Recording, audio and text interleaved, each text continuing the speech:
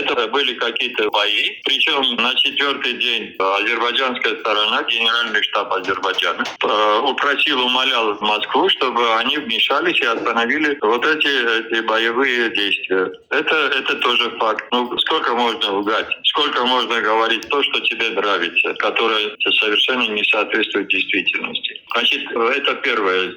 Он сам говорил о том, что Нагорный Карабах — это Армения, и Арцах — это Армения, и все. Ну, а сейчас он пытается все это доказать, все обратное. Но так не бывает. Ты когда ты вообще... Ты грамотный человек? Если ты грамотный, почему тогда объявлял? Если ты не грамотный, а сейчас почему ты вдруг стал грамотным? Поэтому вопрос настолько определенный, что если ты будешь отрицать право нации на самоопределение, то есть ты себя ставишь вне того, так сказать, вне тех директив и вообще того постулата всех документов, которые ООН приняла в 1947 году. То есть если ты отрицаешь право нации на самоопределение, ты отрицаешь устав Организации Объединенных Наций. Вот об этом речь. Так что им вести такие разговоры о том, что есть на самом деле в этих документах, это просто, извините, смешно.